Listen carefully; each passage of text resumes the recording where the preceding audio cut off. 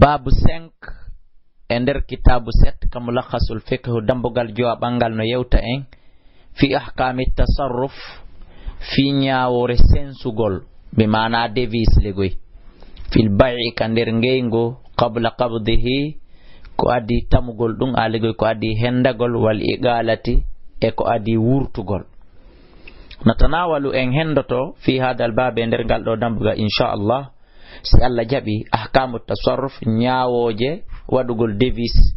nyaawoje yiltindirgol wi en yiltindirgol ka pularmen nona yiltindirgol mbudi din wadugol di devis nona yiltindirgol marchandise on fil mabi'i kan der ngeygo qabla qabdihi ko adi hendagol dum ma yasihu konko dagoto e mu wa ma la yasihu e konko dagotako ma bayani wondude bangengol hala ba poyi ma yahsulu bihi konko heboto e mudum konko heborta sabu mun qabdul mubi' hendagol ko yeyete kon wa yu'addu konte qabdan tamande hendande sahihan sellunde wa ma la ya'uddu e konko konte taake qabdan hendande sahihan sellunde. Ilam andu ya akhi awon do jentade o tafsir Abdullah kala annahu kuni ma an fala do wadde commerce ma devis andu kuni la yasihu sellata at-tasarrufu yiltindirgol fil mabi'i e nder ngeygo qabla qabdihi ko adi hendagol ngo bi mana sellata ka yeyita makiti on a hendaki mo sellata ka yeyita dalaji din a hendaki fitun anoddi telephone ma aneli kurkadu ma ndun dalaji din himo addo yidi arde ma marchandise on hewti ka porno arde en tant que henda ka jungo ma sellata ka yeya idha kana makilan stay tullati ke ko etete aw mawzunan ma ko pesete aw ma'dudan ma ko kontete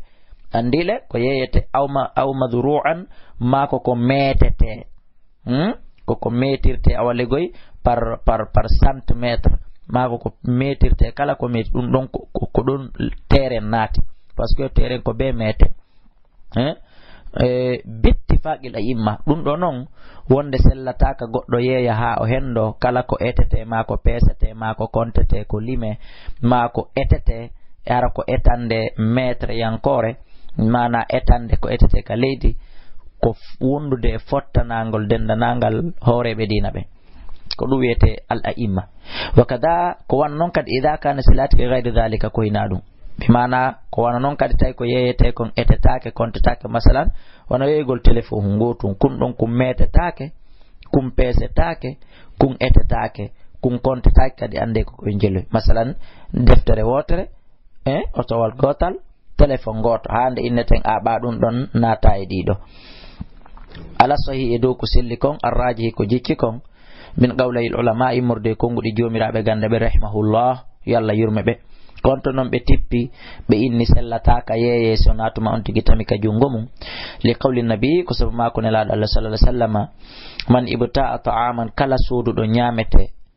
fala yabi'uhu wa tawyitumo de hatta yastawfihi ha o eta muhatima muttafaqun alayhi wa fi lafsin nare kongol hatta yakbida wa tawyeyu nyamete onde ha o hendomo ka jungo makko wal muslim hino kayma muslim tawyeyu to nyamete onde hatta yaktalahu ha o etamo. قال ابن عباس عبد الله بن عباس رضي الله عنهما ولا أحسب غيره إلا مثلي ولا أحسب مكونتتا غيره كهنا دندو إلا مثلي سونا يرو منكد أي غير الطعام سونا نيامته كتي بل سكوني ورد ذلك دندو جولي صريحا نفينيري كما روى ونفلوري نون الإمام أحمد إذا اشتريت من دو سمسودي شيئا قدن إذا اشتريت سيأسودي شيئا قدن فلا تبيعه wata yeydum de attata ko bidahu ha jogitoda tamaka jungoma anda woni e jeyalma. Warawa Abu Dawud Imam Abi Dawud hino filli wonde nahane laadon hadi an tuba as-sil'a nde marchandise on yeyete haythu tubuta ka soda don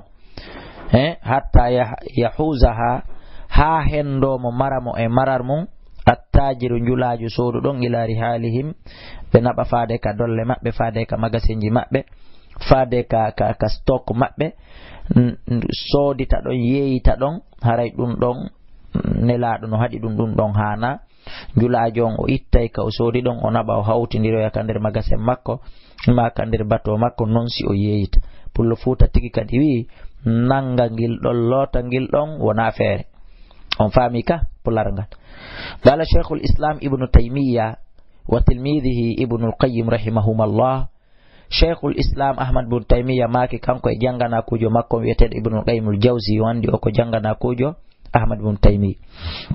يلا يرمي بكام بديدو أمين بيوي علة النحي حدوري ko wadi kon hane laado Allah on hadi anil bai'i fi yegol hunden qabla al qabdi ko adi henda golde ajazal mushtari ko paske kenengo hino ronka pes suudu don an taslimihi e henda gol ko soodi kon heda ya versa goddo mbudi din maadi e jungo goddo fitun anani marchandise makon no ka por ma anani mbudi makko din arde no heewi ko sodo yaata versa gayna o rewa o gera gerete din fo defila ha o ronka o nada juude koyde o ronka hettude ko soodi kon o andi don non haray moƴƴali li anna al ba'iya sabu no yeeyi don gadi yaslimuhu gomdi himo hendo ko yeeyi kon kono wa gadi la yaslimuhu gomdi kadi mo ronka hendade himo hendo ko yeeyi be kon himo ronka kadi hendade no tama e hakkunde so hendike ko yeeyi be kon o jonnaybe so ronko non hendade est ce que o ittay ka wala o jonna ala ko gorko o hettata la siyama tenteni idara al mushtari si sodowo on yi non gadira biha gomdi o hebi tono e mum don burata on de problème fa inna on koni yas'a o yahay don fi raddil bai'i e fi ruttugol ngengugo bi mana masalan si yeyi don ha versu dum buddin on sodu don o andi jaka nongoy o yeyi do mono dabbito no wilbuy hore makko haray don kanko sodu don ko etoto ko afirta ko raddil bay ko ruttugol ngengom bi mana ko wurtugol imma yajhat ko amma o yedda aw ihtiyal ma dum o eto so ronki yeddirgal fe wonde kanko de be limi dal be halde dal o soda aw ihtiyal ma o eto alal fusxi e do bonnugol ngengol non en go bonirta o eto wa ta'akkada dhalika ino tentini dum kadi non binna hay sabu hadore ne arribihin gay tonagol malam yadmun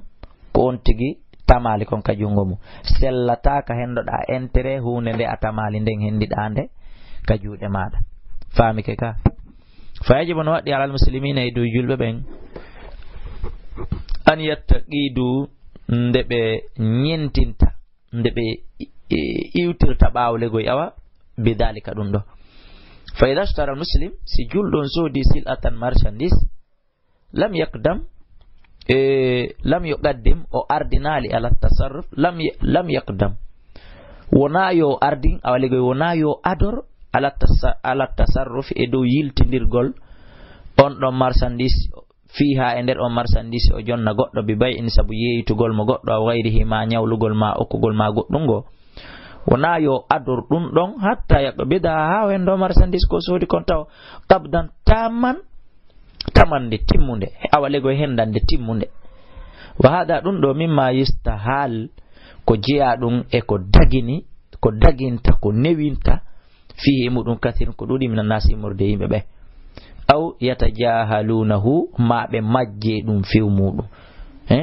wo wa hada dum do yeeyutugol haralam naali tamude marchandise on kajungo mum mimma yastahal ko jiya dum e mimma yatasahal afwan mimma yatasahal ko jiya dum e ko welsindi fihi e nder den tobbere katirun ko duri minan nasimode njulaabe yeeyo ben e njulaabe sodo ben versana marchandise on ta marchandise on no ka port o jippaki ma jippike hino no dari ka camion no dari ka conteneur jippinaka taw no jeya yimbe bu welsindibe fi den tobbere do ma wa istay be welsindaki aw yata jahaluna waray be majja dum be anda wonde dum na ko hani awale dum na ko hani marchandise on koni manka wo sellata ka versa mbudi madin o jippaki an kadi sellata ka versina yimbe ben ajippinali fashtaruna sil'a hande kadi no be soda marchandise on thumma yubi'unahu refti be yeyitam wa hamta kambe lam yaqbiduha be hendaki min al-ba'i imurde yeyi do on taw aslan kala sili few aw qabaduha ma be hendaki mo qabdan hendande naqisan honno inete aw qabaduha ma be hendike marchandise on kono qabdan ko hendande naqisan duitinde mi mana hani hendande den timmal 100% e hino haray mar hino do kartonji madi mi jippinidi hino di kamagasen do hino hella ko mako me wa pakiri e ko te do nani andi don a hendike kono ma dama a hendaki sabi on di wonali e jungo ma a yaltinali nabuda haray ko a hollama kono me mali andi ɗon a hindike kono ko hendande naqisan ɗuytinde la yu'addu nde kontetake qabdan hendande sahihan sellude taw ka ko a hollama a hunama kono a hendaki taw kan ya udda al aqyas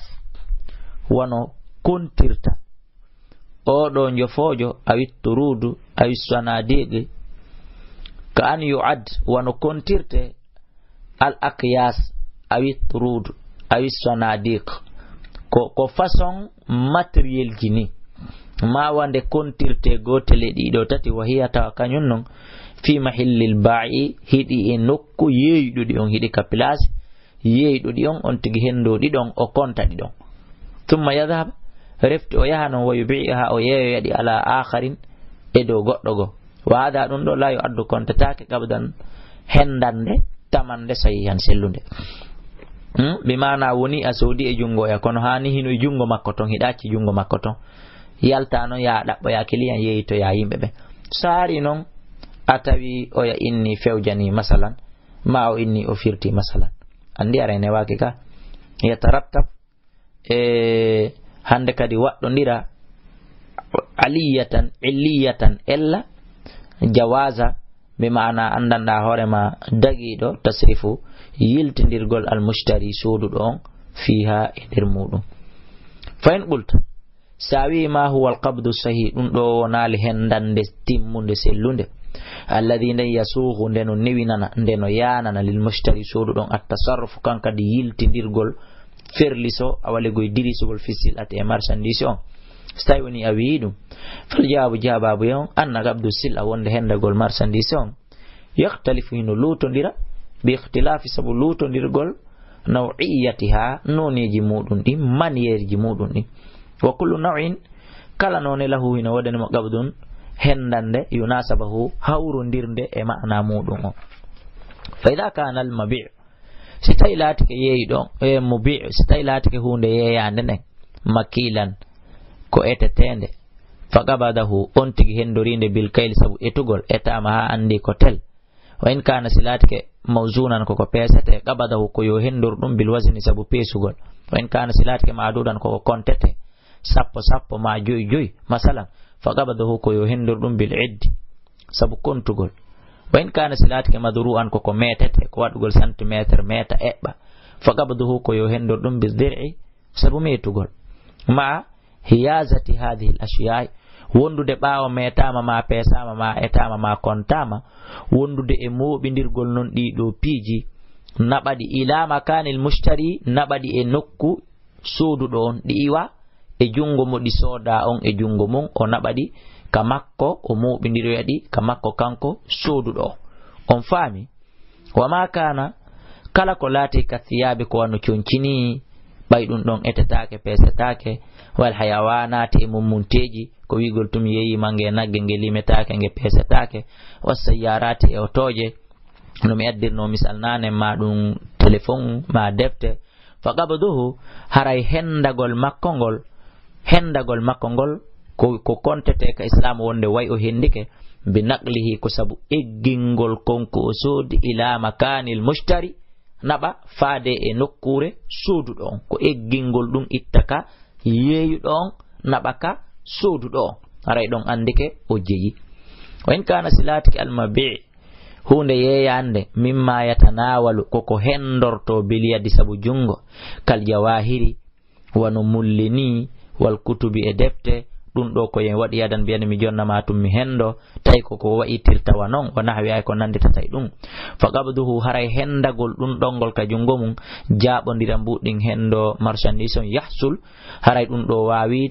kontede wonde bitanawulil mushtari hendande soduɗo on lahu wonande ɗum biyadihi jungo makko ngon wa hiyazatihi e moftugol ɗum watta ka nder dongal makko ma ka nder magasin makko ma ka nder dingira makko wa in kana silatike almubi' hunde yeeyande nden mimma la yumkinu ko konko jeya ɗum e ko tawata wawata ne wade naqluhu eggingol ɗum min makanihi itta ka place mum kal buyuti wano cuuɗi si a yeeyilam villa mi watamo ittude ɗon mi naɓamo ka magasin cuuɗiya ka wal aradi e leyɗele terenji sa yehi lanɗo joni parcelle mi watamo innude mi egginaymo mi naɓamo mi wattoyamo ka parcelle ji am e wasamari e dimɗe sa yehi lanɗo joni jardin ma masalan alaru o sajari hara hino ka hoore leɗɗe tettaka taw faqabduhu haray ɗum ɗo ko honɗum kontete min Abdullahi kala mi soodi ɗum ɗo mi hendi ka jeeyal timmungal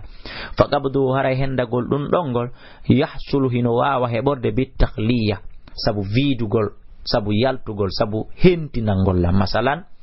si tawi woni en jaɓodiri mbuɗɗin woni en soodi suudu ndu sabu yaltugol maka suudu ma yaltingol ɓe luwinɗaɓe ma ɓe luwinɗaɓe ndu viida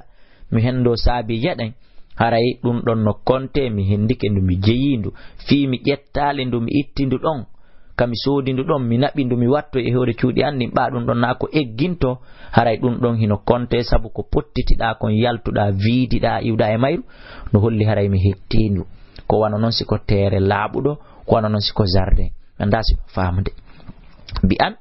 yumakkina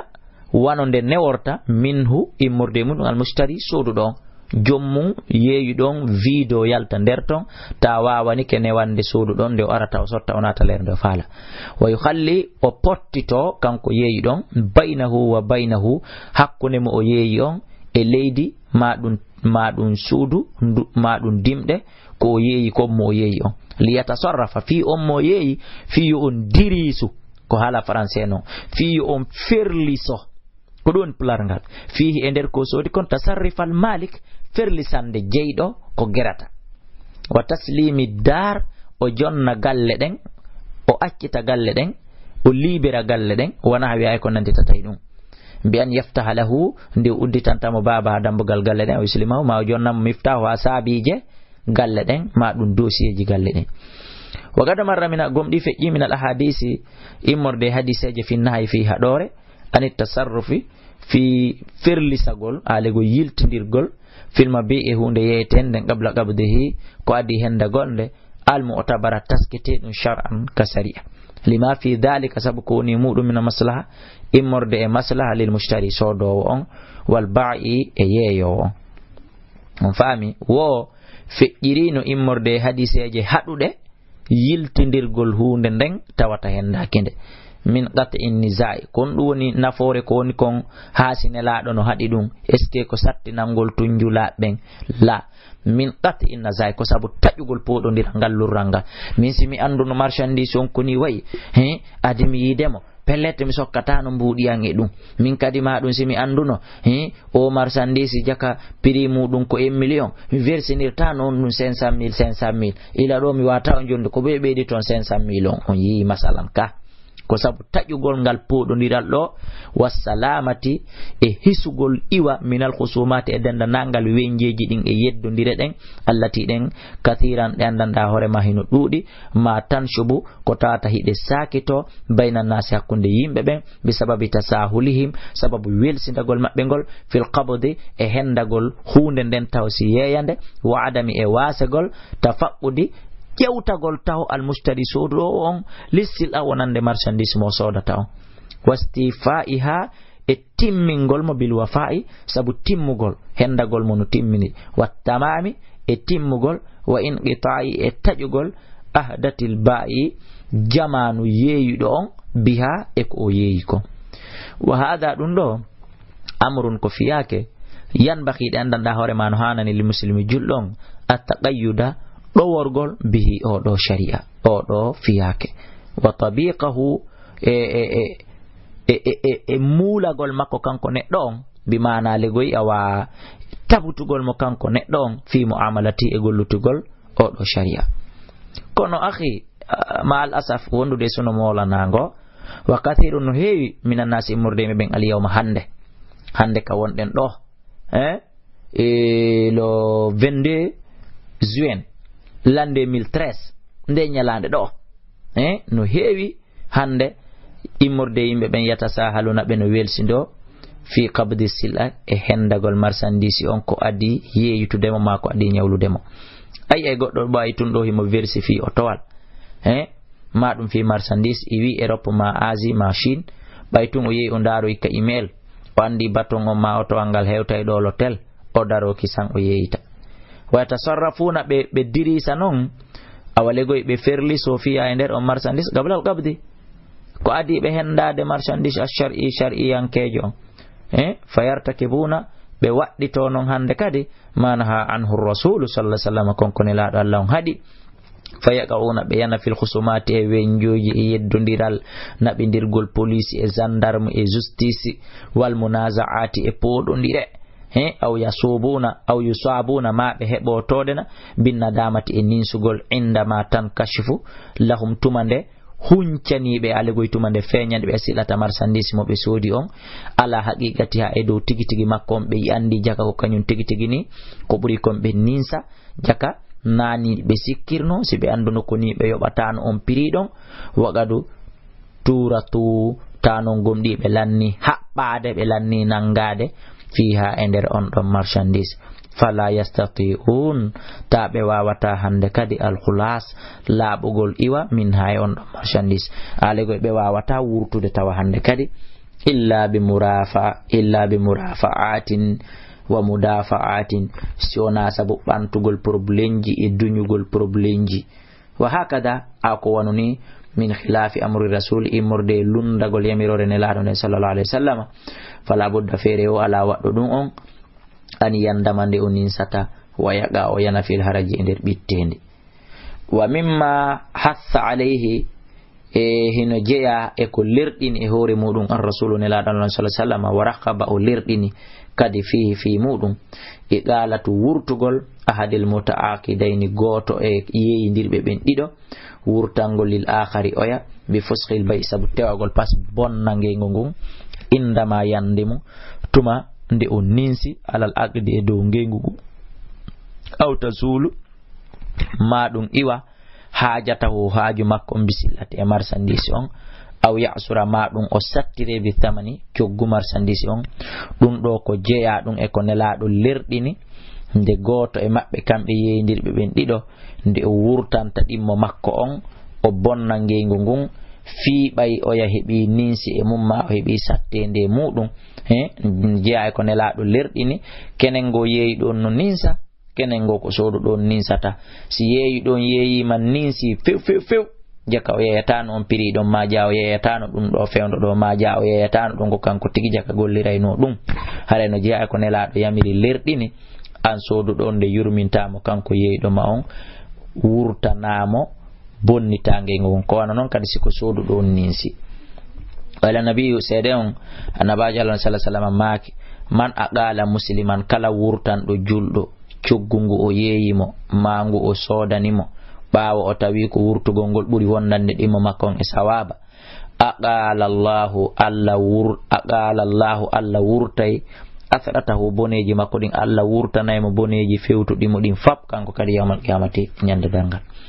wal iqalat ko wiyete wurtugol maana ha firomu raful akdi ko ɓantugol ngeygu ngun alegoy ko ittugol ngeygu ngun waruju e jonnutugol kullun goto kala minal mutaaqidain e yeeyindirɓe ɓen ɗiɗo fiɓɓunduɓe ɓe ngeygu ngun ɗiɗo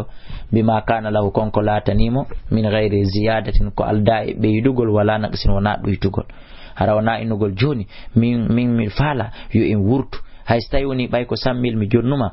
mi jonni tan 90 000 ƴetta 10 000 on miɗo wakkili haray ɗum ɗon sellata na joni tan marchandise o min ko duusen 10 mi yeeyima jaɓuɗo mbuɗɗi kono min fiitunno ɗumannore jonni tan duusen 9 on gotum kun ƴettu ton jaɓuɗo mbuɗi maɗi fiituyo e wurtu ɗum ɗon fo sellata wona yo ɗuyte wona yo ɓeyde waya ɗum min haqqil muslim ko jeeya ɗum e haqqe julɗo ala akhihil muslim e dow musidɗo makko julɗo so tawi o ninsi ko yeeyi kon ma o ninsi ko soodi kon indama yahtaju tuma nde o hattojini ilayha faade hettutugol mbuɗi makko ɗin ma hettutugol marchandise makko on ko andanɗa hoore mano en tufede e reedu tetekki ɗin yalta hino ɓurani en ndi wurtangol musidɗo meɗen julɗo ko yeeyuɗenmo ma ko sodanɗenmo surtout sen andi nafoore no nder ton